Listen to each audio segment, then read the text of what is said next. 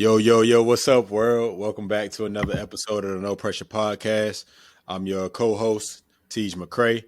With me is my brother, Miles Leathers. We back with another good episode, man. But before we tap into it, we gotta do a quick little post check. Hey Miles, how you doing today, man? I'm good, Coach. How you feeling? How you feeling?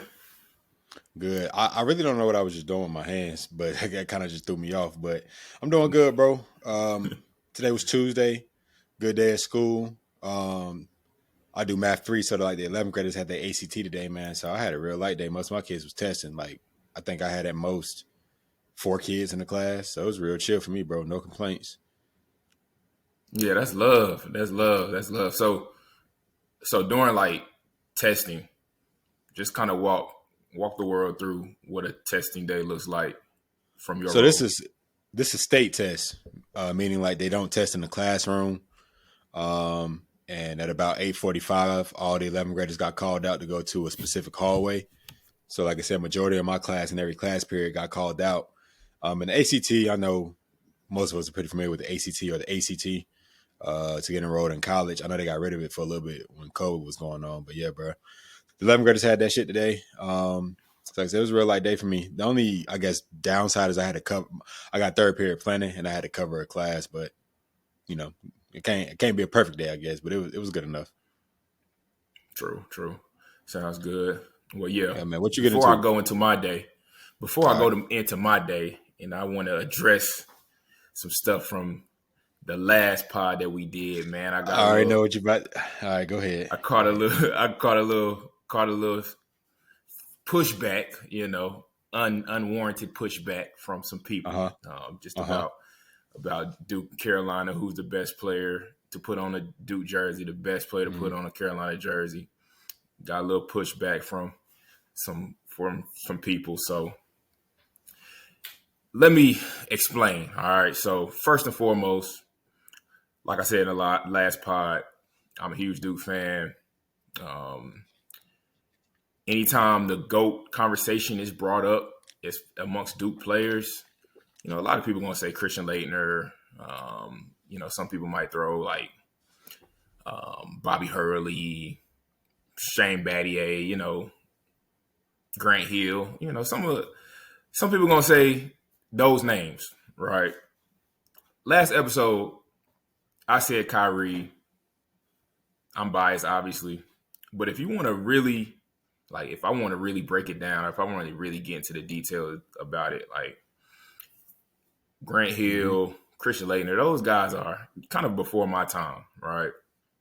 I grew up watching Duke, and Kyrie. He was just something I ain't never seen in my whole 30 years of watching.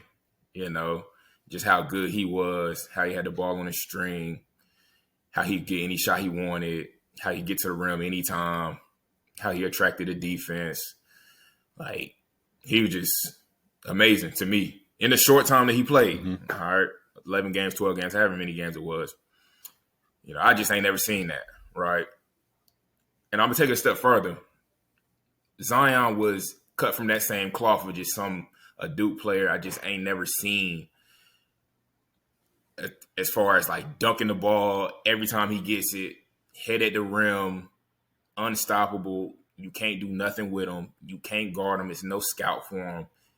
His size, his athleticism, the way he got up for rebounds, the way head touching the rim when he dunked, like, it's just something I ain't never seen, right? So,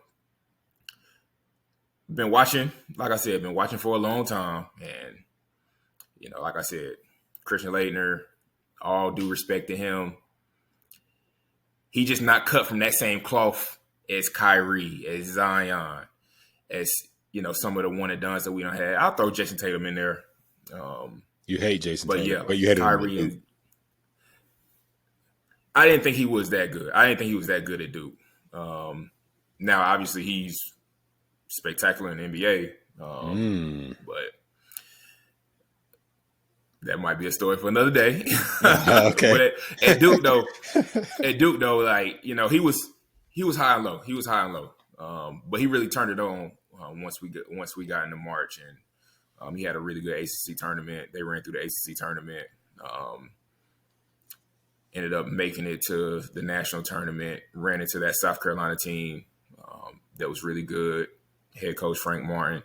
That South Carolina team was really good. I still remember, like, they went on a run. Mm-hmm. They ended up putting Duke out. But, yeah, as far as just something I ain't never seen, Kyrie, Zion, you know, those guys. I'll even throw RJ in there because RJ, he had a hell of a year at Duke, too. His 1 year at Duke. So, you know, those are some of the guys that I just felt like were just cut different. You know, you can't coach what they got. You can't teach what they got. Like, they was on a different type time. As far as Christian Laettner, Grant Hill, you know, those, all due respect to those guys, but from my vantage point and from what I seen, like, they were killers. I even throw Jay Williams in there too. Jay Williams was a dog too. Okay, he was cutting that same cloth that I ain't never seen. Like, that's like they got something different than Bobby Hurley. So, like, Coach, what I agree with you in the sense of, like, you know, we ain't see Christian Laettner, we ain't see Grant Hill. I mean, that's why, you know, I didn't say, you know, Vince Carter or Michael Jordan, because I didn't see them in college. But even if I did, I don't think their career was better than Tyler Hansbrough, like, at Carolina. If you said Jason Williams, I mean, if you said Jay Williams was your favorite, you know, all-time Duke player, then I would wholeheartedly understand that, man. National championship, national player of the year, one of the all-time greatest point guards to ever play, college basketball. I'm not disputing, you know, cool. I understand that logic. If you wanted to throw Zion in there in your answer, cool. That's your opinion. I have no problem. Zion played a full year at Duke. You know what I'm saying? Got to experience the rivalry. Had a good tournament run. Had a hell of a matchup against Taco Fall. I think that was probably like the most memorable game of the whole tournament. Cool. But then you said Kyrie, and I'm like, the sample size ain't big enough, bro. Like, I understand that's your favorite player, and he may be the best Duke alum or guy your favorite in the NBA who graduated from Duke. But if we're talking about a career at Duke, like, I look at it like this, like, if, let's say you get the coaching job at Kentucky, you know, they probably gonna put you up against Calipari. Let's say you break Calipari, all his records and whatnot, but Calipari's still coaching. Let's say he went in at Arkansas or whatnot. I just feel like if they were like, who's the greatest, you know, coach in Kentucky history, and you beat all these accolades, you got more national championships. You say you get 3 natties, you got more wins than he does, and all that stuff. I just feel like that goes to you, no matter what Calipari did after Kentucky. Like, what he did after Kentucky is irrelevant to him and being nominated as the greatest coach in Kentucky history. I'm going to go based off Miles Leather's career at Kentucky, John Calipari's career at Kentucky, and then go from there. Because, of course, I'm going to naturally be biased. Let's say you break all his records, you move on, and, you know, they say that, you know, who's the greatest coach in Kentucky history or the greatest coach, I'm going to say you, regardless of where this coach is at. Like, if we're talking about best players, if we're talking about our graduates of our time, Kyrie's in that category. Kyrie's probably number one. He's probably number one between Duke and Carolina in our time that, you know, had a great NBA career and still hooping to this day. You know, then you got guys that could be coming for that. Jason Tatum, depending on what he does. I'm still optimistic about Zion. Notice I'm not naming many Carolina players because we're not really panning out in the league right now. Kobe carrying right now though. Kobe been having a good games. We'll get into that maybe a little bit later. But go ahead, Coach. Yeah. So let me ask you a question, right? All right. I agree with your point wholeheartedly. Let me spin the question, right? So who have you watched that put on a Carolina jersey and you said, like, yo, he just got something different. He got something I ain't never seen. You've been watching for a long time. You've been a Carolina fan as long as I've been a Duke fan. Like, so who are one of those guys who you feel like he just got something different? He just moving different. I want to give one, but I would say, I would say, like, that was just different in my opinion. Ty Lawson off the strength. Like his quickness, his athleticism. My dog. Yeah, how he used to push the ball at the court. Like picking up from Ty Lawson. Ty Lawson, yeah, bro. He was one of a kind, bro. Like he get the board, push up the court. Like I'm talking about full length pass up the court to Tyler Hansbrough. But just an amazing guard. Then later in his career, he started developing a 3-pointer. Like I said, since would lock up a guard, just different breed, bro. Just a different breed, like hard over height. So to answer your question, Ty Lawson, and I'll let you continue. Yeah, I definitely agree. I was about to say Ty Lawson. Like I ain't never seen somebody as fast as him with a basketball. I still remember y'all made it to the championship game. Y'all went on a crazy run. Y'all was blowing everybody out in the tournament. Championship game, I think he had like 8 steals. Like, yeah, he had 8 steals.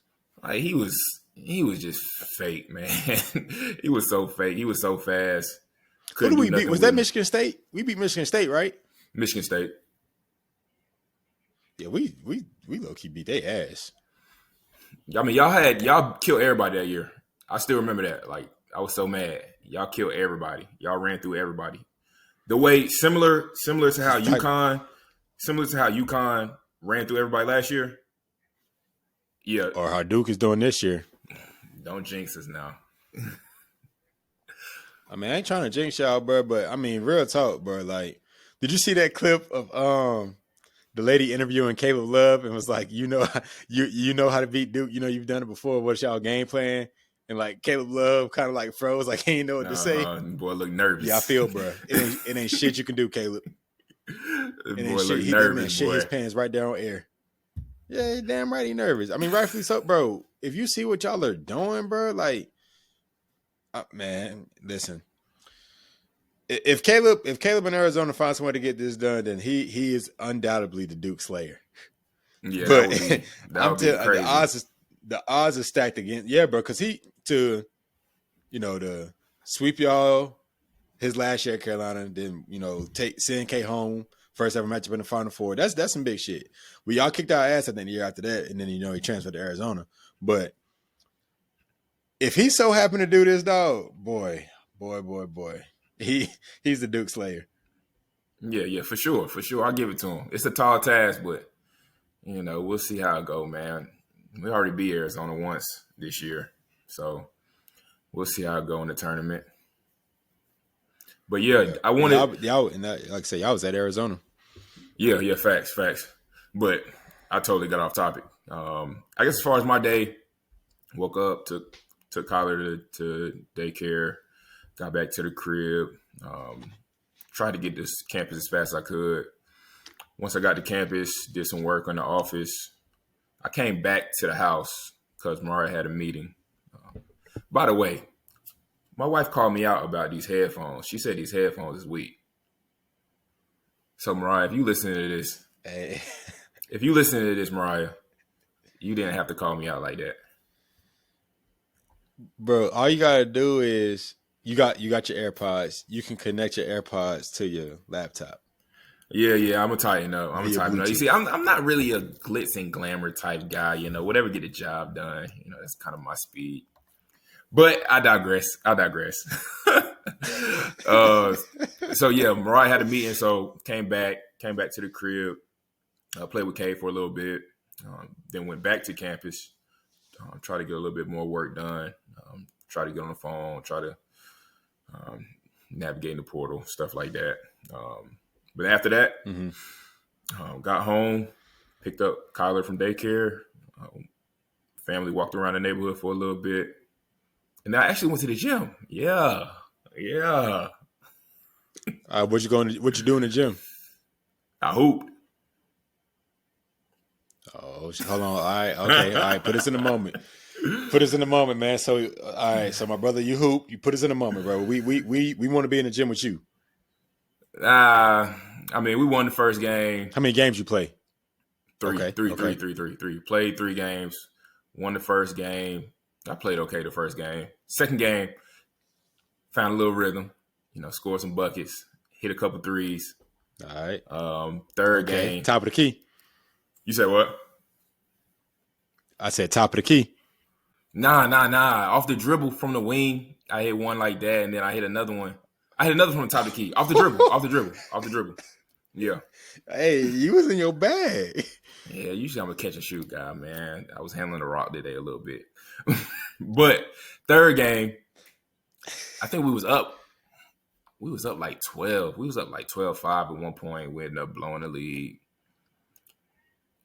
Ended up losing. What y'all playing to? 15. Oh, okay. Yeah. Damn, 12. Come on, now. I can't do that, coach. Yeah, that's weak. That's weak for sure. So I left like that. Had to get back home. And yeah, man, now we here, man. So have to be on the pod for sure. For sure, man.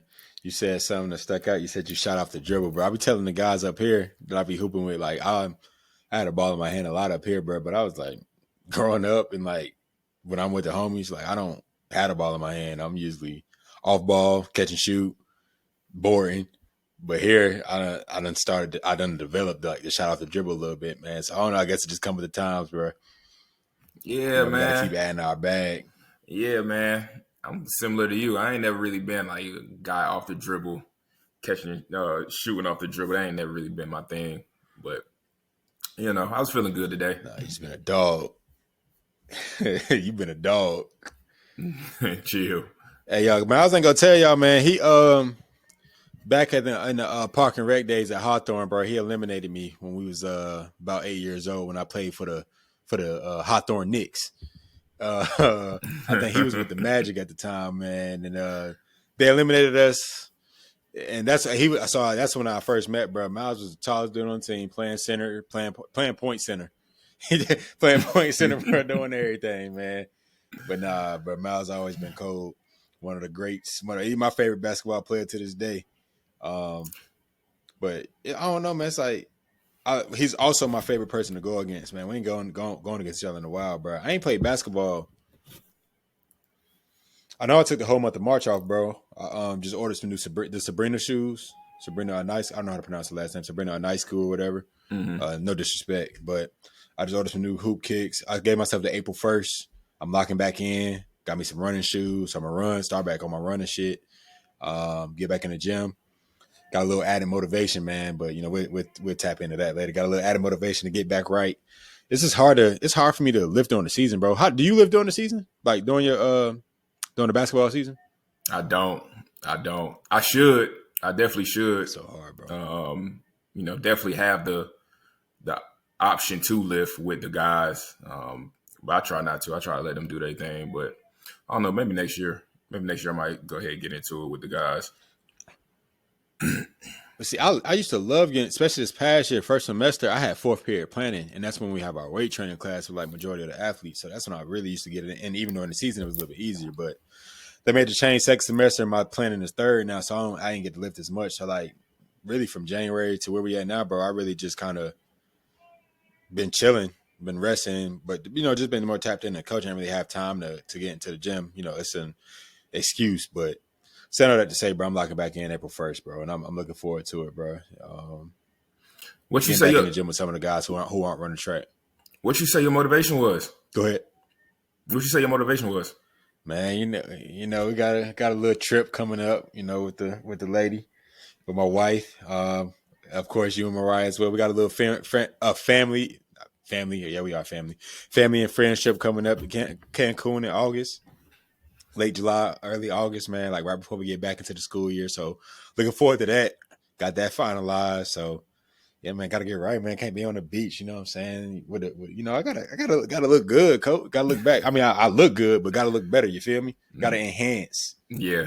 Gotta tighten the screws up a little bit, you know, gotta tone up a little bit, you know, I feel you. Yeah, you feel me? And then you know, when I scroll on the gram, I see, you know, my boy Petey looking like a Super Saiyan.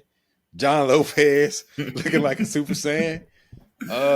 Who else I seen today? I seen a lot of females. Everybody just working, man, and I love it, bro. So like, that's the importance. Not the importance, but that can be one of the pros of social media, man. Like you could really see something that, you know, motivates you to keep going, or you just be proud of somebody and what they got going on. And I know for my coaching page on Instagram, when I was posting, like, a big part I post on that page is so like I can get my players motivated, or they see like, oh, coach doing it too, so I can do it, stuff like that. But I don't really post like my gym content on my personal page, to say the least. But that could be something I change. Might get active on TikTok. I feel like now, bro, with this, we a brand, so we gotta, as much as we can put our face and voice out there, but we got to, so people can be like, oh, I recognize them, or I heard them on the No Pressure podcast. Oh, dang, they got a podcast. I need to tap into that, bro. So I'm just about to get on this crazy marketing wave, bro, for us, and hopefully it pay off. And if not, man, I know we just doing this shit for the love of it. Yeah. Facts. And I mean, to your point, like me personally, I ain't never really been like a huge social media guy. I think that's something I want to tighten up on. It's not necessarily like, oh, I got to post every day, or, it's not like I got to make a whole bunch of content. I'm still going to stay true to myself. But, marketing is big, promote yourself, promote your brand, promote what you got going on. People willing to help you out, people willing to show love. So yeah, I think that's something I want to get better at, just moving forward, especially now that we got the pod. It's like, just put yourself out there. You never know who's going to watch. You never know who's going to show you love. Yeah, bro. I came across that, I don't know if you've seen that dude that like he's like going viral now. He poured that fancy ass water in there. Like he was kind of like going through his morning.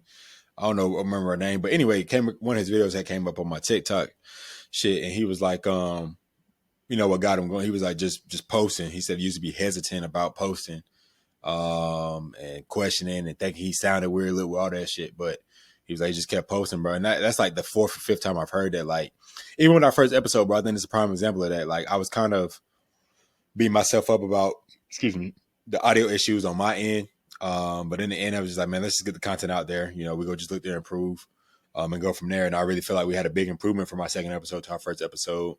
Had a few issues while recording this, but we still powering through it, bro. Just giving the content, bro, because I think the main thing we got to do is keep being consistent. That's really with anything in life. If you're disciplined and consistent, you tend to get the results that you want. So even when shit don't go your way, or you face a little hurdle, just stand 10 toes, power through it.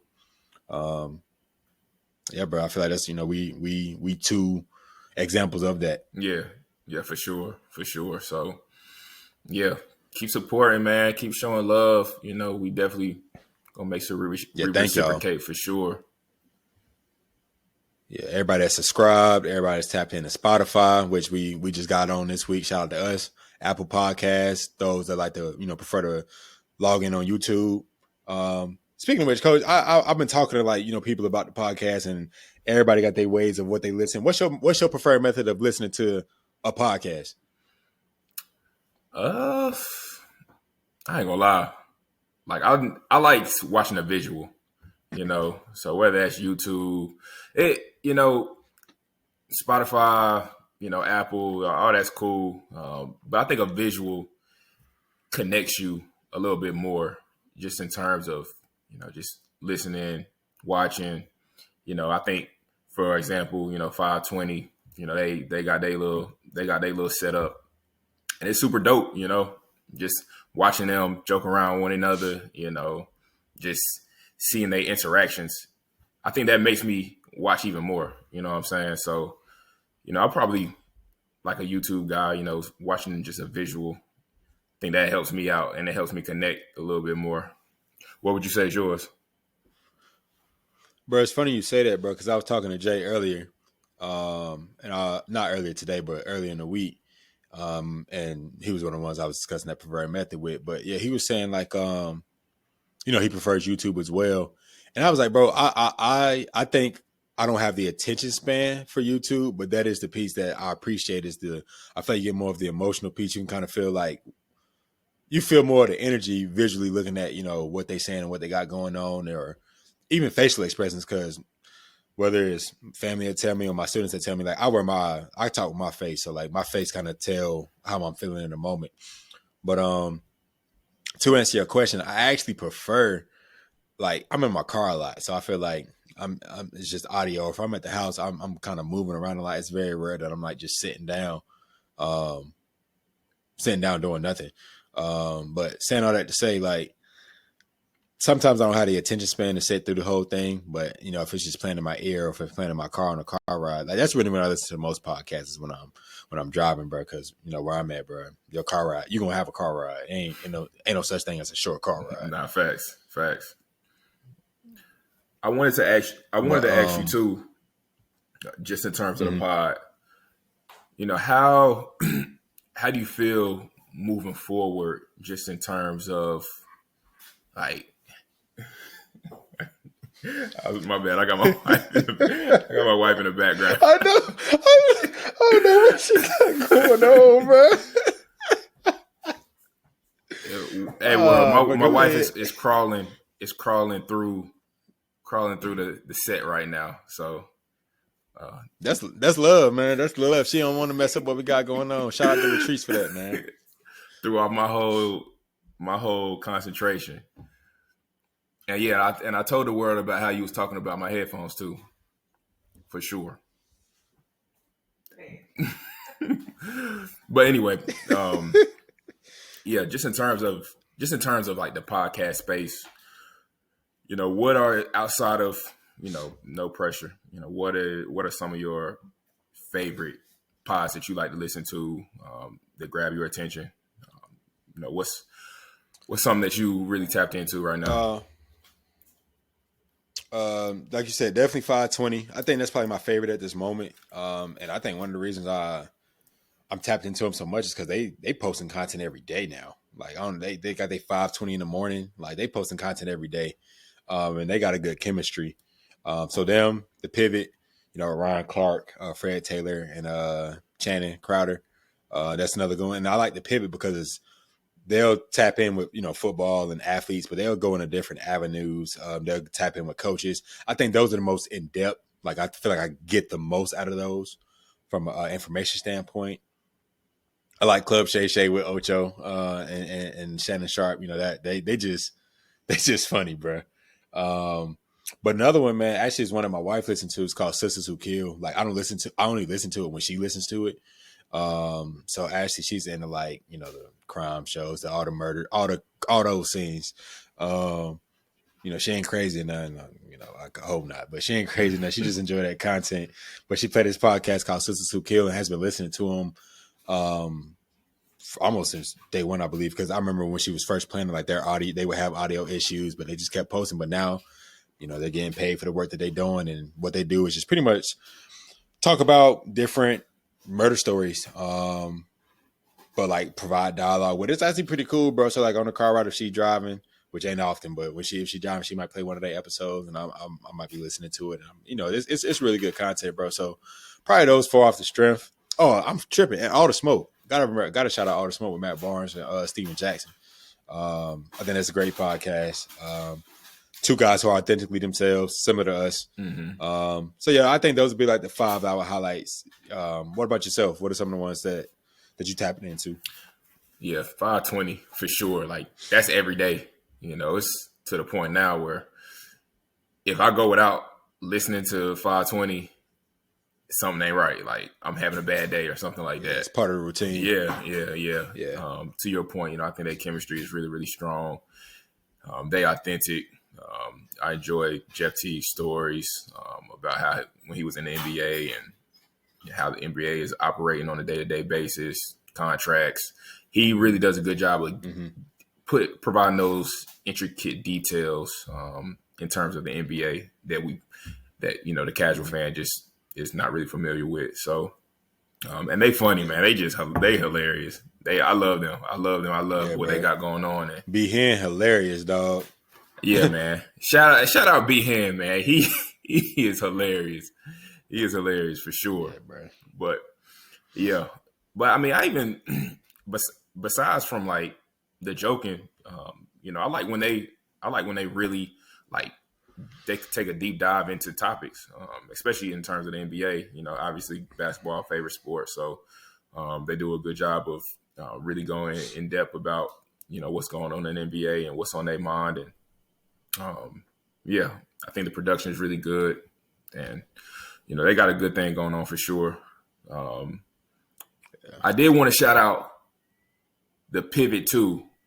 When they had Mike Tomlin on the pivot, that's like one of my favorite like podcast episodes ever. Like the way Mike Tomlin was breaking down coaching, how he does his thing, how he coaches, how he's not afraid to challenge guys, and just ultimately his vision of success. He does a really good job. I think he's well spoken, and I see why he's in the position that he's in terms of being a head coach in the NFL for as long as he has been. So shout out to Mike Tomlin, shout out to Pivot, and yeah, that's definitely in my library for sure. Like anytime I don't watch that episode, like maybe 4, 5, 6 times for real. So shout out Mike Tomlin for sure. Damn. Yeah, one of the ones, bro. Mike Tomlin is definitely one of my coaching goats, one of my, I guess, coaching muses, like someone I look up to, aspire to coach like, just because he's well respected amongst all his peers. Like I don't think I've ever heard anyone talk bad about Mike Tomlin, like from players to peers. Like I don't think I've heard any kind of bad ill will towards him. So I think it's a testament to who he is as a coach. A black man. So yeah, like you said, shout out to Tomlin, bro. Even though I'm a Ravens fan, shout out Lamar Jackson. Ring coming soon. Word to my boy Chuck again. Y'all gonna meet Chuck one day, bro. Chuck a prophet. Y'all gonna meet him one day. We gonna get into that in the future. Y'all gonna meet him one day, but I ain't gotta talk my shit about Lamar Jackson. He gonna do it for me. Nah, facts. Shout out Chuck, man. But hold on, time out. Y'all see what I got on, man. I got the Warren County Motion Warren County Hoops across the top. Shout out to Maceo, Motion Mayor. I think it's _Motion Mayor on Instagram. You can hit him up on his Facebook. The GOAT when it comes to shooting shirts, gear, custom gear, hit him up. But that just leads me to our question to Miles, who's not a Philadelphia Eagles fan. So that shirt, bro, why are you wearing that shirt? Just a little stylish shirt, man. Nothing too crazy. A little oversized joint, real comfy. Nothing too crazy, man. You ain't got to call me out, man. Shout out to my pops, though. Shout out to my pops. My pops is a huge Eagles fan, so I'm not wearing this for him.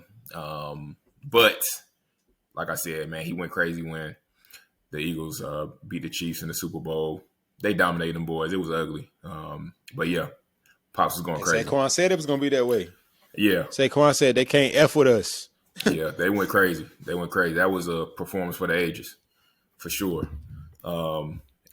Before we move on, I feel like you made a point that I just wanted to touch on, as far as Mike Tomlin, you're not even hearing nothing negative about him.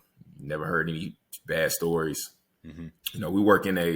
I feel like we work in a profession where it's easy to talk bad about somebody. It's easy to talk bad about a head coach. I think it's easy to, have a bad interaction with the coach, especially ones that hold you accountable, especially ones that are willing to challenge you. So the fact that you said that about Mike Tomlin and, Mike Tomlin is just damn near praised by his peers. That's hard to do. So I just wanted to throw that out there. Like that's not something that I take for granted. Like, especially working at the college level, at the high school level, like we have to challenge these young men. We have to develop them and grow them into men. And I mean, a lot of times, it takes some tough love, point blank period. Mm-hmm. So, guys are not always particularly fond of me. I've definitely had some, some tough conversations I've had to have with players, but I'm doing it because I love them. I'm doing it because I care. Mm-hmm. If I ain't give a damn, then, I'll just kick you off to the side. I ain't got to say nothing to you. But, and see, Coach, that's the thing about this coaching shit, bro. Like, it's so many different parallels that come with it that, the casual person wouldn't understand, because something that you said earlier, like even this past year, which I said, has been the most successful year we've had in my era, like, it was shit I had to deal with. But something I had to deal with the most is like people, and I say this with air quotes, wanting to help. Like damn, where was the help at where we was 0-11 during the COVID year? You know what I'm saying? Where was the eagerness to help out when, you know, for those that don't know, you know, I'm not shy to say it because, you know, I wear everything on my sleeve. I'm an open book. Y'all listening to the world record hurdle for the biggest loss in North Carolina high school basketball history. Like, we lost by 103 points during that COVID year to a team that came off a state championship. It was bad. But that shit, that's I'm gonna have to tell that story one day. But man, that shit was crazy. Like I can just vividly remember that day like it was yesterday, man. But I'm saying all that to say, like, you know, it's a lot of people who don't even know that, but it's public information. The man, that shit made Yahoo Sports. You got news people calling me based on a loss, you know, bringing negative attention in the sense to Warren County. And like, I could have made a decision in that moment to be like, man, you know, forget y'all. Like, y'all just calling because we lost. But like, I knew this was attention that needed to be garnered because there were so many things that factored into that loss, into that season that was out of my control. But again, you know, we don't quit, we don't shy away from nothing, and I had that mindset instilled in my players. But saying all that to say, like, I remember, and I still have the screenshots in my phone of the shit talk people I knew, people I didn't know online. Like, oh man, he need to be fired. Coach got to go. The hell, the coach got going on. People, you know what I'm saying? Like, y'all just talking as a fan. And mind you, I've been there before, but it's just like I'm very reluctant, even prior to coaching, to talk, especially at the high school level, because it's so much, like, it's just so much shit that you can't control. Even at the collegiate level, it's so much shit that you can't control. So many factors that you can't control. Where it's like it's just so comfortable for people to get behind the internet and talk shit. But it's just like, look at me now. You know what I'm saying? Look at us now. Look at Warren County now. Like we're moving and across all sports. Like I said, when I first got there, I inherited a team that had won one game with that same group. You know, we make a state playoff bid and go to the second round of the playoffs. You know, we have some moments, about 3 years of adversity after that, but then we bounce back. Every year, the win total has increased. It's a grind, man. Like, this shit just don't come overnight, bro. Like, brick by brick, year by year. You know what I'm saying? It took 6 years for me to have a winning record, and I'm not ashamed of that. Like, you know, that's something that I'm proud. I'm more motivated than ever now. Like, my first 5 was a grind. I feel like my foundation is set. Now we moving on up, but it's like now people could be the same people that was talking shit, you know, when we lost by 103. But, you know, that's what come with it, bro. Somebody I always look up to is LeBron James, because I can't name one thing LeBron James ever did bad. He opened up a school, family man of the people, philanthropist, and people still find ways to talk shit about him. I think about Jesus, the most holiest man. Like, you know, they hung this man on the cross. He's getting stabbed and everything. So it's just like, I just have adopted the mindset, like, I can't please everybody. Whether it's, like you said, with my athletes, especially my young black men, my black athletes, whether they're black or not, but like, especially my young black men, like, I got to give you this tough love. You got to understand that this shit don't come easy. It ain't no handouts. Like, Miles, what happened? What happened when you and I drove to Warren County for our first interview? What happened? Oh yeah, drove to Warren County. We excited. We suited up, man. We looking good. Walked in there. Good as hell. Yeah, walked in there. Principal wasn't even there. Had to turn our asses back around.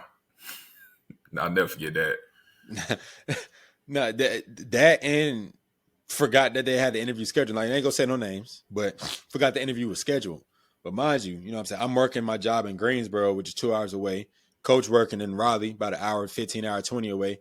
But it's just like, this is a school that they need people. You know what I'm saying? They need teachers. And I feel like a lot of schools need young black men. And we're eager, mind you, to coach basketball, but we're eager to get our foot in the door. I take time off from my job because, you know what I'm saying, I'm trying to go up here for this interview, but essentially for no reason. Told us to come back the next day. So I had to take time off from my other job. We had to take time off again and get up there again. But that's just how bad I wanted it. Like, I wasn't taking no for an answer. You weren't taking no for an answer. Persevering through adversity, because a lot of people, man, you know, they didn't know what the position I was in. They didn't know I had another job. They didn't know you had another job. I could have used my last bit of gas to get to that interview and get back to the crib. They didn't know where I was coming from. But saying all that to say, like, shit just don't come easy. Now, when it comes to sport and winning and competition, you got to put in the work. You got to grind. And if you're not doing that, I have to hold you accountable, because your boss is going to hold you accountable one day, and you got to be able to have those tough conversations. Shit, you might not like the way your boss is talking to you. I want you to be confident in saying, like, I'm prepared for this based on my interactions with Coach McCray. Like, I'll have an open door policy. Like, come talk to me. If I say something the wrong way, I have to apply your feelings to that. So it's like it may bother you. So I hear you out. Now that don't mean I may apologize for how I said something, or maybe I could have said it differently. But the message usually is still the same. Like, one thing, I don't know how it was at Brevard, but one thing I constantly deal with is just like time management and making the most use of your time. They don't really understand that right now. And I deal with they're tired, or they may be trying to go to sleep in class, but it's just like, I'm a father too. I teach.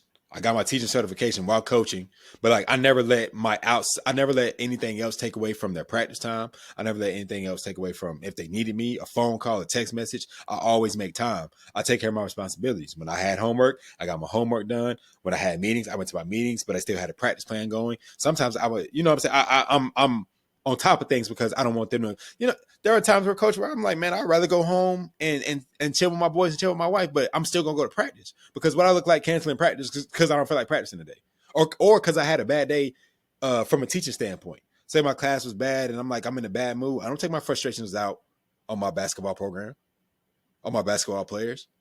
But saying all that to say, man, like I know I'm not perfect, but trying to instill some of these principles in the guys because just like I know, I only have them for the most part for 4 years. This shit get real once you graduate high school, let alone college. This shit get real. It get real, but it ain't easy out here. And I mean, the odds are already stacked against us, being black men. The odds are already stacked against majority of the people here in Warren County because of just the circumstances that we facing, man. But y'all are able to prevail, but you can do anything that you put your mind to it. But don't let nobody hold you back. What I'm saying? Don't let nobody tell you differently. Prove people wrong. So if this tough love helps you get across that stage, if this tough love help you be a great man, a great husband, a great family man, then so be it. Because you may be mad at me in the moment, but I guarantee you're going to thank me later. And I'm going to tell you, like, the only thing I need is pay it forward. Pay that shit forward. You educate the next youngin. So maybe I got a kid coming from the middle school that you could be like, yo, man, hey, from your 9th grade year, your grade's important. Hey, from the 9th grade year, you need to get in the weight room. Hey, start leading now. There's no age to leadership. There's no age to maturity. So that's all. That's the only thing I ever ask my athletes: graduate and pay it forward. That's all I ever ask. Sorry, I went on a little tangent about coaching, man, but you hit home with that. No. I think the world need to hear that. And like the toughest thing, man, is when you're trying to convey a message and the guys aren't receiving it. I faced that before. And it's tough. It's tough because I've been there before. I've done it. I played high school basketball. I played college basketball. I've had the opportunity to, go to school while playing, being a student athlete. Like, I've been in your shoes. So when I'm telling you something or when I'm trying to convey a message to you, and like I said, it's not necessarily like every time. Most of the time when I'm telling a guy something or I'm trying to, get a message across, they receive it. But, it's some situations where, guys ain't trying to hear it, and I mean, it's human nature, it ain't like it's an issue or nothing like that, but, anytime I'm trying to convey a message to a guy, it's coming from a good place. It's coming from experience. It's coming because I love you. Like it's not because I'm trying to get on you. It's not because I'm trying to belittle you. That's one of the main things that I will never do. I'm never going to disrespect a player. I'm never going to try to belittle a player. I'm never going to purposely just try to, make something intentionally like make you feel bad or anything like that. Like that's not my speed. That ain't how we do things. That ain't how we conduct ourselves. But it is some messages that we're gonna have to talk through. And at the end of the day, I need you to understand that this is important. Like I'm not just talking for my health. I'm not just talking because I want to hear myself talk. I want to put you in a predicament to be great. I want to put you in a situation where you're going to thrive on and off the court. So it's not even just basketball. Like people don't know, a lot of the shit that we deal with is outside the court. A lot of the shit that we deal with ain't got nothing to do with basketball. Guys going to class, guys conducting themselves appropriately outside the court, guys representing the program the right way. All that has nothing to do with basketball, right? So right. It's a lot of things as a coach, that people don't really understand. I think it's just a lot of on-court stuff, but the court. I think the off-the-court stuff is more important, bro. Yeah, absolutely. Yeah, I feel like the off-the-court stuff is way more important, bro. The off-the-court stuff, to your point, the off-the-court stuff is going to mold you into the man that you are trying to become. The off-the-court stuff is going to help you more than the on-the-court stuff. It's easy to it's a game. We play a game. We dribble the basketball, try to score basketball, try to, play defense, all that stuff. But it's a lot more than just a basketball game, man. It's a lot more to run a program than, just the X's and O's, bro. It's way more than that. So, I'm appreciative to be in the situation that I'm in the role that I'm in, to be able to impact these guys' lives in a positive way. And, I don't take that for granted. So, at the end of the day, I'm trying to conduct myself the right way every chance I get, in terms of, trying to treat my wife the best I can. Sometimes I fall short, I know, but I need the guys to know that you need to make sure you're treating your wife the way she needs to be treated. Same thing with your kids. Making sure I bring them around, make sure that I'm giving them the attention that they need, especially after the games. I'm making sure I show them love. I'm making sure I show that they're appreciated. And obviously your player's gonna pick up on that. Your player's gonna see that. So it's a lot, man. It's a lot that goes into it. But just being authentically yourself and trying to lead the way for these young men, that's really important. And a lot of that, like I said, has nothing to do with basketball. Yeah, I got a question for you. Before I ask you that question, man, you said it had nothing to do with basketball. Yeah, like this past season, one of our managers, he graduated, but he came up to me, and, the staff, and was like, man, I want to thank y'all for saving my life. And when he said that shit, bro, that shit almost broke me, bro. Cause you never really know your impact. And a lot of kids these days aren't very expressive. And that's something I try to get my kids, my guys to understand too. Like, it's okay for men to be emotional. It's okay for men to express themselves. You know what I'm saying? Like, cause this generation is very reserved, bro.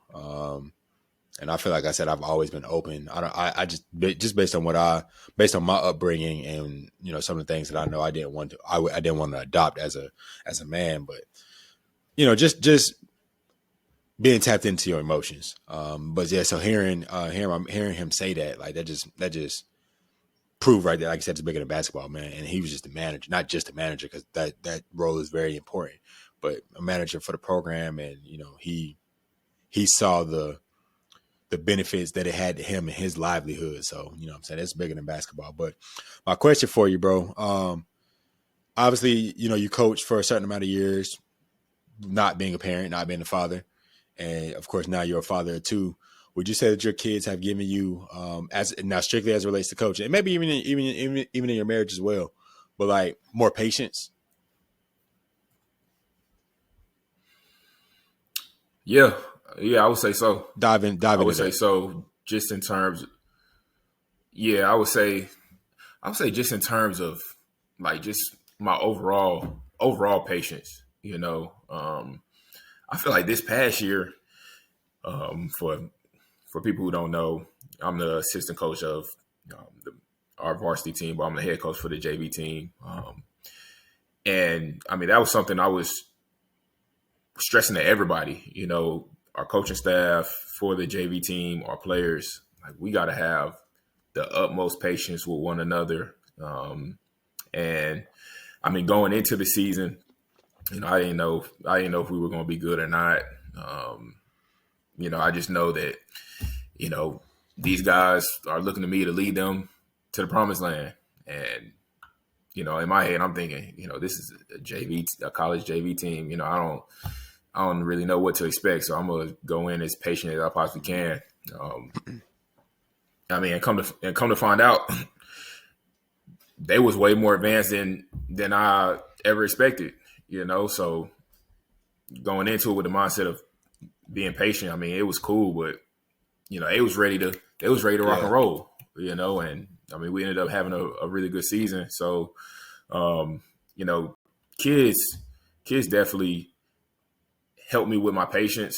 And like I said, going into our JV season, I felt like I had the utmost patience, and I mean, it was a good thing. But at the same time, it was some points I felt like I was hindering them. So just knowing that, and just trying to manage that, walk that line, that's something I had to really be conscious of for Yeah. sure. Same, coach. I agree. I think my boys have definitely made me a little bit more patient.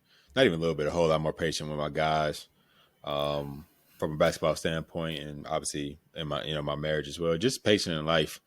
And I guess because naturally, with kids, toddlers, they're gonna be toddlers. They could be 2-year-olds, they could be 1-year-olds, and it's you got to just accept it, accept it for who it is. Like, so you got to be patient with it, talk them through things. Like, it's funny, like with Cash, I find myself repeating myself all the time. It's just how it goes. Kids that go one ear, not the other.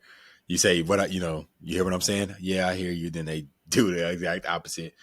Very similar to high school, man. Like, I really, I find myself repeating myself to them. Like, how many times I gotta tell you to, if you shoot the three, you shouldn't be crashing from the top of the key. You should be the one getting back. Or just I'm always I'm repeating the same stuff over and over again. And it's actually one of the examples I use with my guys, like especially the ones who I think need to be leaders. One of the things I always get back is, well, coach, man, what you want me to say to them? Oh, I said it one time, they ain't listen to me. I'd be like, well, what if I had that mindset? What if I told y'all something one time and then I just didn't tell y'all nothing no more? Then they kind of had that moment like, oh, well, I guess you got a point. Like, I mean, yeah, bro, sometimes in life you're going to have to repeat yourself, especially to the ones that you love. I repeat myself to my boys all the time. I'm sure at times I repeat myself to Ashley. I know for damn sure she repeats herself to me a lot because sometimes I just, mine be going a mile a minute. I don't process everything that she's saying, and she may have to repeat it. I know it can be frustrating, but she repeated it because she loved me. So, yeah, bro. So, saying all that to say, bro, like, yeah, man, my boys definitely gave me a little bit more patience, man. But I think that's one of the things about fatherhood, and I appreciate them for that. I thank my boys for that, for gaining that patience, man. Because in life, you got to be patient. You're not gonna get everything you want when you want it. Everything's on God's timing, and sometimes it may not be a month from now, 2 months from now. You might have to put in, like I said, put in the work. It took me 6 years to have a winning season. So I think that's patience. But yeah, bro, I was just curious. Yeah, for sure. I think for anybody thinking about kids or have a newborn, once them kids get to that 2-year-old stage, Different beast. the terrible twos is real. That shit is real. That shit is real, bro. I promise you. I never thought that was a thing. I never thought, like, when people say terrible twos, I'm like, man, that's stupid. That shit is real. And it's not even like, oh, they just act bad. They're getting more, they're getting more in tune with their emotions, bro. Like, because again, it's just like when I see terrible twos, it's just more so like their independency is growing, like, and then they're understanding the power of yes and no and expressing what they don't want and what they do want. But of course, all they're getting right now is just like this is the right way to do it. Like, they feel like again, I could say, Cash, get off the couch. No, I don't want to get off the couch. Like, it's just like he's not thinking he's being defiant. He's just saying what he doesn't want to do. Like, and again, as a 2-year-old, so it's just having those conversations with him, like, bro, I'm your dad. Like, if you got to get out the couch, like, come on. Or like, prime example, I came out of putting Chose in the bed, and his mama and him on the couch, and he don't got his pajama pants on. And my wife was like, yeah, he just like, mommy, I don't want to put my pajama pants on. So she ain't let him put his pajama pants on. So he slept in just a shirt and his pull up. Something as little as that, bro. Like, just the power of choice. And like, I know one thing that we practice is like, we got our juices. Like, Cash, what juice you want? Something he'll tell you, apple juice. He'll tell you. We kind of let him pick stuff, like pick his own things. Like, just understanding, like, you have the power to express what you want, but you also have to understand. And again, I'm explaining this to a 2-year-old, so that's why I got to be patient with it. Understand that, like, you might not always have the right answers, And sometimes daddy and mommy got to guide you, or, you know, your grandparents got to guide you, or Uncle Miles got to guide you.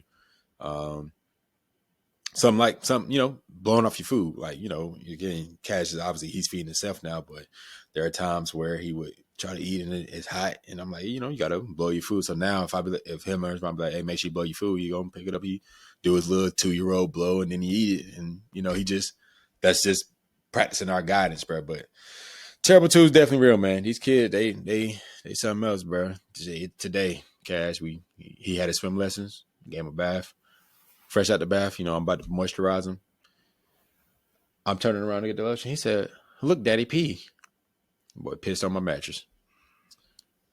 Yep. Fresh out the shower, fresh out the tub.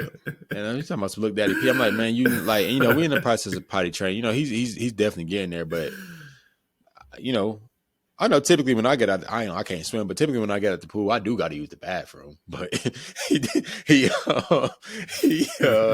got his tub, bro. Like I said, he was chilling. You know what I'm saying? We talking. Look, Daddy pee. I looked down. He showed enough pee. I was like, bro, 2-year-old, man. But again, I did. You know, I breathed. Got him off the bed real quick. Changed the sheets. Put him back on the bed and moisturize him, man, and call it a day, bro. So that's just 2-year-old shit, man. They gonna pee. Even though he could tell you when he got to go pee and he'll go do it, but I guess he just felt like pissing on my bed today. Yeah, but that when you said taking that deep breath, I think that's something that I gotta work on as a father too. Like just breathe. You know, everything's gonna be all right. It really does help out a lot. My son, it really does help out a lot. Especially Kyler, like I said, like he in that phase where, you know, he's starting to get defiant. Okay, not even defiant, but like you said, like it's a harsh word. Defiant, for lack of a better word, I use the word defiant, but it's kind of harsh. Not that harsh, so work with his word. Yeah. Like he'll say no. Like he says no a lot. Hey, I tell him to do something. No. Do you want this? No. Do you got to go to the bathroom? No. You got to go to the potty? No. And like you said, I mean, it's nothing wrong. Like at the end of the day, they learning when to say yes, when to say no, you know, the right times to use it. But, you know, he in that phase where he just say no to everything. Mm-hmm. And it bothers me because I'm your father and you're not going to just constantly say no to me every time I say something. Go ahead. But, you know, he learning though. Like he's learning and, you know, just back to being patient, you know, just trying to be as communicative as possible. Because he understands, you know, just like your boys, you know, they understand for sure. But, you know, sometimes he kind of in that phase where he want to pick and choose. Mm-hmm. But, you know, at the end of the day, man, love them to death. It's our job to teach them. It's our job to guide them. And, you know, ultimately, you know, we raising young men. So. Yep. And like you said, but love them to death, man. I'm excited. This summer, I plan on having Cash in the gym with me a lot. Not necessarily playing basketball, but just like he at the age now to where he can kind of like be in an open space and, you know, operate and not really need my undivided attention. And Chosen, you know, he's slowly right behind him. But, you know, to close out the episode, Coach, man, I want to tap into March Madness real quick, bro. So, you know, my dumb ass said St. John's was going to win. So we see how that went. They lost to Arkansas and Calipari and them. Really couldn't hit. I wanted to ask you about RJ Lewis being benched like the last 5 minutes of the game, bro, after going 3 for 17. Is that something you agree with? Would you, you know, arguably your best player in the winner go home situation, like season literally on the line? Do you leave him out there or because he 3 for? And mind you, in watching the game, he was taking some questionable shots, very questionable, like forcing. So I don't know if it was something behind it, but just obviously without background, without knowledge of why. What were some of your thoughts? First and foremost, I think you got to know your team. I think you got to know the individual that you're dealing with. And you also got to know the flow of the game as a coach. You know, I think it's some teams that I've been a part of where we undoubtedly have a best player, and like he's far better than everybody else. In situations like that, you need your best player on the floor, right? I've coached teams in the past where it wasn't necessarily like a quote unquote best player. You know, the talent level was equal throughout the whole roster. You know, some guys are good in this area, some guys are good in this area, but for the most part, everybody, you know, it's kind of in that same boat. So, in terms of maybe like in a situation like that where maybe you have like your leading scorer on your team, but he's not quote unquote the best player. Yeah. In a situation like that, I think you can bench a guy for sure, especially if you got other guys that you firmly believe in. So I think you just got to know your team. I think you got to know the flow of the game, and ultimately, I don't feel like it's a definitive. Oh, you got to leave him out there, or oh, you can bench him. You just got to know your squad, and you got to know the type of guys that you're dealing with. But I mean, I don't know. I haven't watched St. John's enough to definitively say like, oh, RJ is the best player. I've heard he's the best player. Obviously he was a Big East Player of the Year. So I'm gonna go ahead and assume that. But in a case like that, then I'm leaving him out there. You know, I'm letting him. I heard somebody say you got to go to the dance with the person who brought you there. And that kind of hit home for me. So in that case, yeah, RJ should have been out there. But like I said, I've coached on teams where it wasn't really quote unquote a best player. Yeah. What about you though? I mean, bro, I think you hit the nail on the head. I agree 100%. You know, just because you're the leading scorer, I don't think that necessarily means you're the best player. You're just the best scorer. I think situation matters. Like you said, and a coach knowing his team, like every year, you know, I feel like, you know, as coaches, you got to adjust to the personnel that you get, especially in our situation, collegiate and high school. You know, the NBA is more consistency in a sense, but even still, you got to adjust with the times. So yeah, that's what I'm saying. I one thing I don't think I would do is question Rick Pitino, an national championship coach, prestigious coach. I think one of the dons of college basketball. So I'm pretty sure again he knew his guys, and I feel like he felt like he had personnel out there that could, pick up the slack. But again, I've also coached on the team in which, that's it, Andrew Smith. Like I said, he was the best player, by far. And if he was 3 for 17, I'd be like, shit, go 3 for 30.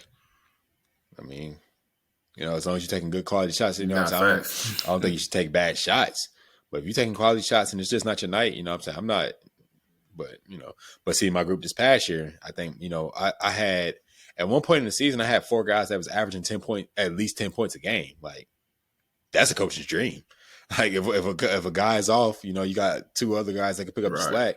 I'm going for that any day of the week. So to that point, like, I could have had a situation in which I bitched one of my guys because we weren't so reliant on one guy. So to your point, I've had examples of both. So that's why I think it's a little bit more to it. Of course, it's something it would be great to hear Pitino dive into it, but he probably won't even touch on it. But what I want to ask you is something we can both do, man. Like, talk about the remaining games here in the Sweet 16. So there's 8 games. Let's pick our winners, and then we'll kind of in a future episode see how we did, see who had the better record. So the first game we got up let's on do ESPN. I'm using the ESPN bracket, so this is not the exact order that the games will be played, but just based on what I'm looking at. So the first one we got number 1 Auburn versus number 5 Michigan. And you can go first with this one. I'll go first with the next one, and we'll just alternate. Yeah, I'm going Auburn. I mean, I like Michigan. Don't get me wrong. Big, bro. Having 2 7-footers on the floor. Insane. I think that's cool. I think that's innovative. Yeah, but stylistically, though, I don't really like how Michigan plays. Yeah. And Auburn, they've been consistent throughout the season. I know they haven't looked great in the tournament, but I feel like they're destined to get to the Final Four. I think Janai Broome is arguably the best player in college basketball. So I'm definitely gonna rock with Auburn. Yeah, I'm gonna agree. Auburn. I like Michigan, like you said. What's your pick? I like Michigan as well. Like you said, because they got 2-footers who get to it. But I'm gonna have to go with Auburn. Like you said, with Janai Broome, and then Pettiford, Ty Pettiford. Him coming off the bench playing starters minutes is a cheat code. Now I think like Bruce Pearl is like letting the leash go. Like you go ahead, but like he's letting him be him. I think because he closed out the game. He closed out their previous game against Creighton. Man, he kept getting to and hitting the left hand floater, bro. It was like they couldn't stop it. So yeah, bro, I'm going Auburn. I'm gonna say Auburn by at least 8. I was gonna say 10. Yeah. Up next, man, we got. I wouldn't say it's a Cinderella, but these boys rolling right now. Ole Miss, number 6 Ole Miss versus number 2 Michigan State. I think I'm gonna have to go with Michigan State. For some reason, bro, like Tom Izzo, even in us growing up, has always been a coach that consistently finds his guys to play right at the right time. They're always a threat to get to the Final Four, no matter what seed they are. Like I don't know what Tom Izzo gets the most out of his guys. He has the utmost respect for me. I think I actually got like on one of my little future bets on FanDuel. I got Michigan State as a winner. But saying all that to say, bro, I just think that Ole Miss is bad at coming out of the SEC. I think that's why they're able to go on this run. But I just think Michigan State gonna have too much for them. I think they go lock in defensively. I think they've been one of the better second half teams in the country. So I anticipate Ole Miss coming out to a fire run, maybe even leading at the half. But Michigan State's gonna find a way to close out in the end, and get that win. What's your thoughts?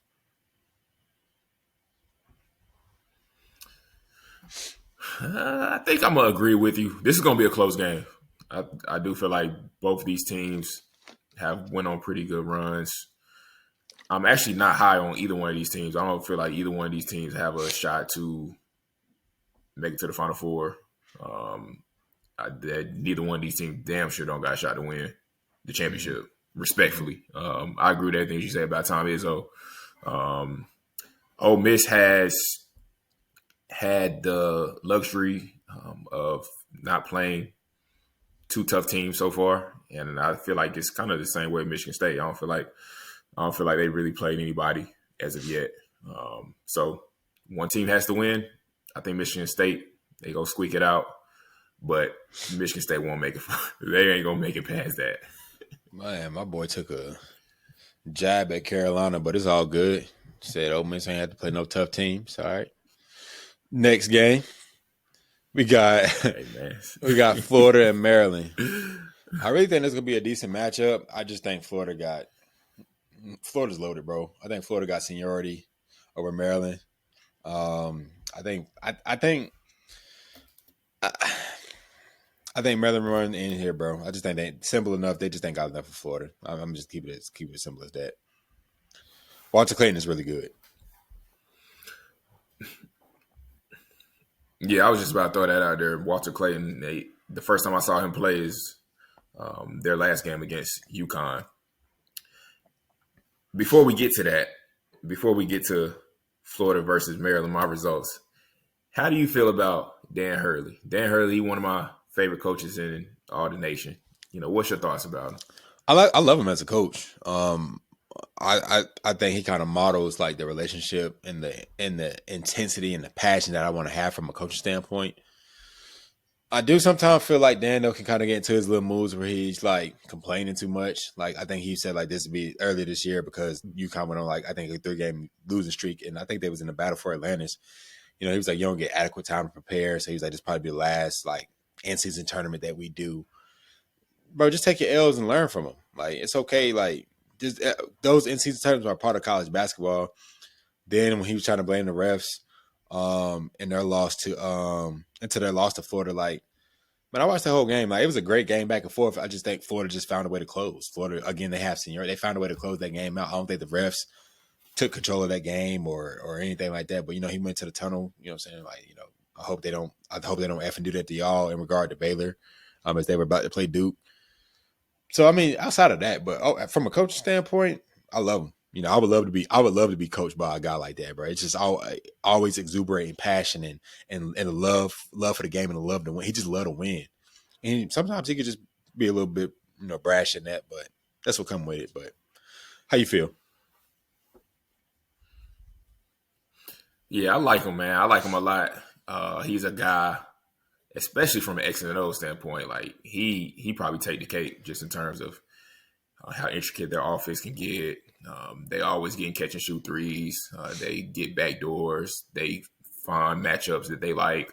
It's a bunch of movement. Nobody's ever really standing around. It's constant screens, and I feel like he gets the best out of his guys for sure. The group that he had this year, they weren't national championship from a talent standpoint. They weren't contenders, but I still feel like he got the best out of them, and he just ran into a Florida team that was just really, really good and just had more talent than he did. But to your point, I think he a guy who wants to win. He's a guy who's passionate. I do feel like he can be a little extra at times. I do feel like he is very well in the media, very media trained. He knows the right things to say. He knows how to push the needle in a sense. But he's a guy that I definitely admire for sure, just in terms of X's and O's and how he gets his team to defend, how he gets his teams to crash the offensive glass, how they get out in transition when they don't have anything in transition. Their half court offense is really, really good. So he does a really good job, and I felt like he got the best he could out of this group. It just wasn't as talented as it was the past couple years when they went back to back. So as far as a result from this Florida Maryland game, I would take Florida. Walter Clayton, he's really, really good. Like you said, he can shoot the hell out of it, catch and shoot off the dribble. He got it all. He can get to the rim. He's a good athlete, first team All-American. So I think he's gonna be a guy who can put the ball in his hands and he can make a play for you. So I think Florida will take this home, and I think they'll probably win by probably 10 plus. Good call, Coach. I agree. All right. I think this is where things get a little bit interesting. Texas Tech and Arkansas. Number 3, Texas Tech. Number 10, Arkansas. Who you rolling with?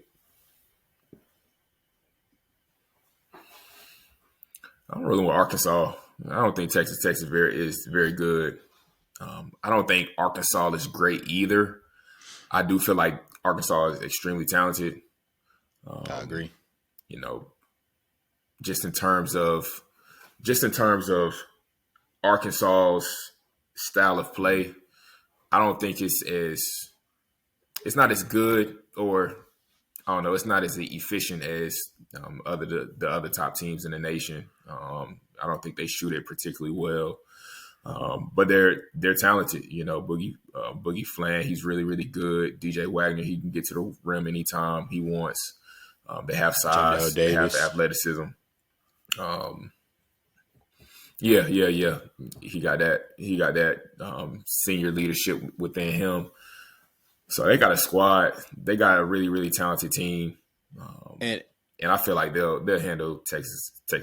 That's going to be an easy matchup. And I agree. I got Arkansas as well. I thought we might have disagreed on that one, but I got Arkansas as well, bro. But I just feel like something you alluded to earlier. Like, I don't think if we're talking about for a regular season, like Arkansas, was up and down, struggled in the SEC. But if we're talking about winning one game, like and of this magnitude, Colorado got the roster to do that, like to pull these upsets. Like they dangerous because he got guys that can go get buckets. He got guys that are killers. Got killer mentalities. So these games are designed for them. I kind of equate it to the year that he went to the national championship with Cat. D Book and all them, man. Like, I think Kentucky was a low seed that year and they're entering the tournament. They were up and down. Obviously that was a young group, but at the end of the day, they did have a number one recruiting class, I believe, and he had killers on that roster. And they got to the national championship and they lost to, was that the year they lost to UConn? And Kimba? Oh well, Shabazz Napier. I think you talking about the year they had Julius Randle. Oh yeah, because Cat them didn't get that. They had Julius Randle. They had I Nick said Young. Cat and Devin, but yeah, that was the year with Julius Randle when they got hot. Yeah, you're right. They got hot and went on that run and made it to the But that team, It was UConn, correct? They lost to Okay, yeah, UConn. okay. But yeah, but that's exactly what I'm referring to. But The year when they had Cat and they had D Book, that's when they was killing everybody. They oh yeah, they was the made number one they overall made it all the way seed. to the Final Yeah, who Four. they? I can't remember who they lost to, but Yeah, they destroyed everybody. They destroyed everybody in their because they had the path. Harrison They twins too, got didn't they? to the Final Four. Yeah. They lost in the Final Four to Wisconsin. Oh yeah, because that's the year y'all beat Sam Wisconsin, right? Decker, Frank the Yeah, Tank, man. Sam Decker and was then we going beat crazy. Wisconsin. All right. Yeah, Sam Decker, man. I thought he was gonna be good in I the did league. too, bro. I thought the Rockets got them a steal. All right, so now we're on the right side, man. We got another SEC matchup. I think this will be their third time playing. I don't know if they met in the tournament, so it could potentially be for the SEC tournament. But we got number 3 Kentucky versus number 2 Tennessee. I'm taking Tennessee. Tennessee. I love Zakai Ziegler. I love the way Rick Barnes gets his teams to guard. Defensively, they're really good year in and year out. They have toughness about them. They're battle tested. Them seeing Kentucky again, I think they'll handle business this time. But yeah, it should be a good matchup though. Oh, bro, conference games are so hard, bro. To me, this one is a toss up. And the reason I say that is because, like, I don't recall their season series, but I mean, seeing the team just from our experience, man, a conference game is just tough, and now everything's on the line, bro. So I guess if I had to pick, bro, I honestly would flip a coin. But since you said Tennessee, I'm gonna go with Kentucky just to kind of stir the pot a little bit. I ain't trying to have the same record as you when it's all said and Okay. done. But it's a toss up. They got the spread at Tennessee minus 4.5. Nah, I think I would definitely take the points. I think I would take Kentucky plus the 4.5 for sure. yeah, I think Mark Pope has done a really good job at Kentucky. I think they'll continue to get better. I don't feel like this is a year where they win a national championship, but moving forward, they're definitely going to be in that conversation for sure. All right, up next, Houston and Purdue. I got Houston easy. They gonna close Purdue out. I think Purdue. They played High Point. They beat me in the East and the little small Cinderella run. I just don't think they got enough for Houston. I think they're gonna have Braden Smith in a chokehold. I think they're gonna harass him. I don't think ball screen's gonna be able to save him. I think I think Houston by a landslide. Yeah, I'm gonna go ahead and agree with that too, man. I don't feel like Purdue is good at all, honestly. I think I think Houston gonna blow up every ball screen that Brady Smith tries to come off. I think they're gonna do a really good job of getting the ball out of his hands. When he does get to the rim, I feel like they do a good job contesting shots without fouling. Houston's really good. They're really good, and it's not even just their defense. I know in years past, they're so good defensively, but in all actuality, I mean, this team is really good offensively as well to go along with defense. So I think they're pretty good on both sides of the ball. And ultimately, I think they're going to handle Purdue easy, like you said. All right. Second to last game, we got BYU and Bama. Number 6 BYU, number 2 Alabama. Who you rolling with? I think you go first. I would not be surprised if BYU was to steal this game, but if I was putting my last $100 on it, I think I'm gonna take Bama. I think BYU could definitely score with Bama. I think Bama defensively has never impressed me. Impressed me this past season, but they can score the blood out the ball, bro. But again, I don't know if you watched that. I watched that first round matchup against Robert Morris. Robert Morris is kind of scoring at will. And I think they're and again, BYU is a team I think you have to guard them to beat them. Cliche statement, but you know what I mean when I say that. Like you can't give them all these open opportunities. They spread the floor well, and I think they can force Bama to play a style of basketball that they don't want to play. But the thing, again, with Bama, they can score with anybody. They can outscore anybody. So I think I would get the edge to Bama. I don't think it's gonna be easy though, but I would not be surprised if BYU won this game. Facts. Yeah, I'm gonna go ahead and take Alabama too. stylistically, this is a really good matchup because BYU, they're going to shoot a lot of threes. Alabama obviously going to shoot a lot of threes. I think the key to this game is going to be Grant Nelson. I think he is a guy who is just a tough matchup, like 6'10", 6'11", can put it on the floor, good athlete, plays really hard, crashes the boards. He's a guy who's going to just give BYU a lot of trouble, in my opinion. But I definitely like the matchup just in terms of all the threes going to be taken. I hope that these guys are hitting, but I know BYU. I've seen them play a couple times this year. They definitely shoot a lot of threes. They run really good offense. And Alabama, they go like to get out and run to that 3-point line and take a lot of threes as well. So, if both teams are hitting, I think it's going to be a really exciting game to watch. But I think Bama going to pull it out. I think Grant Nelson's going to be the key for this one. All right, man. And last but not least, the number 1 seed, Duke Blue Devils versus number 4 Arizona. I'll let you take the floor, Coach. Yeah, I'm rocking with Duke with this one. I think that's an easy one. I like Arizona. I like how they play. I think his name is Jaden Bradley. He's a really good guy. I think he's a local guy, matter of fact. My boy Maul coached him. Maul like coached him at Cannon High School. Yep. Shout out Maul. Molly Mitch was good. I like his game. He's a true point guard. Doesn't turn it over. Really knows how to play.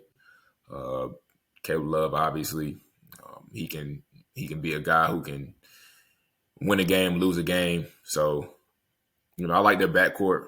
I think their backcourt compete at a high level, but I think Cooper Flagg is really good. He has a really good feel for the game. Can do a little bit of everything.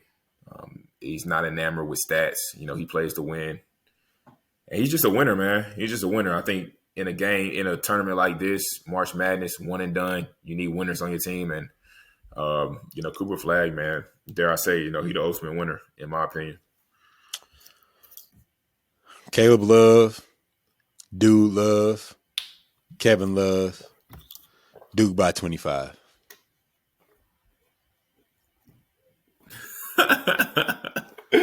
I had to get your Shannon Sharp on. Duke by 25. It ain't even worth diving into. They ain't got enough. Duke's so locked in right now, bro. I mean, ain't got enough, bro. Simple as that. But brother, man, I think this is another great episode. As always, bro, enjoyed the conversation with you. Viewers, hope y'all enjoyed it as well. Leave us some feedback, man. Let us know some topics y'all want to hear us discuss. Let us know what you liked about this episode. We got a guest coming up for episode 4, man. Stay tuned. We ain't gonna tell you who. We don't want to spoil it. Leave comments below about who you think that may be. Otherwise, man, we'll look forward to talking to y'all next week.